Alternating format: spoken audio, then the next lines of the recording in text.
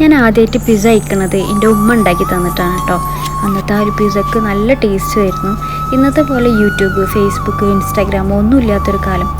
ആഴ്ചയിൽ വരുന്ന വനിതയും എവിടെ കണ്ടാലും മേടിച്ച് കൂട്ടുന്ന പാചക പുസ്തകങ്ങളും പിന്നെ നമ്മളെ ലക്ഷ്മി നായർ മാഗി മാജിക് അവനും കണ്ടിട്ടാണ് ഉമ്മാൻ്റെ മിക്ക പരീക്ഷണങ്ങളും.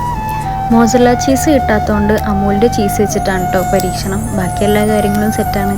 അങ്ങനെ പിസ്സ ബേസും സോസും ടോപ്പിങ്സും എല്ലാതും സെറ്റായി. പിന്നെ അരമണിക്കൂർ നീണ്ട ഓവനിൽ പിസ്സ എടുത്തപ്പം ചീസ് മെൽട്ടായിട്ടില്ല. പിന്നെ അതിന് ശേഷം വീണ്ടും ഓവനിക്ക് വെച്ചു ചീസ് മെൽറ്റാവാൻ വേണ്ടിയിട്ട്. അതിനുശേഷവും നിരാശ മാത്രം. എന്തായാലും ചീസ് മെൽറ്റാവാത്തതല്ലേ, ഇനി അടുത്ത് കഴിക്കാമെന്ന് വിചാരിച്ചു. രാത്രിയിലാണ് അധിക പരീക്ഷണങ്ങൾ ഉമ്മ ചെയ്യാറ്. കാരണം ആ സമയത്താണ് എല്ലാവരും വീട്ടിൽ ഒരുമിച്ച് കൂടുന്ന സമയം. അങ്ങനെ എല്ലാവരെയും വിളിച്ചിട്ട് പിസ്സ കഴിക്കാനായിട്ടിരുന്നു. പിസ്സ കഴിച്ചതിന് ശേഷം ഞങ്ങളെല്ലാവരും ഒരുപോലെ പറഞ്ഞു പിസ്സ അടിപൊളി. ആകെയുള്ളൊരു വിഷമം മൊസറല്ല ചീസല്ല അമൂലിൻ്റെ ചീസായതുകൊണ്ട് മെൽറ്റായിട്ടില്ല എന്നുള്ളത്. അന്നത്തെ ആ ഒരു അമൂലിൻ്റെ ചീസായതുകൊണ്ടാണോ എന്നറിയില്ല, നല്ല ടേസ്റ്റ് ഉണ്ടായിരുന്നു.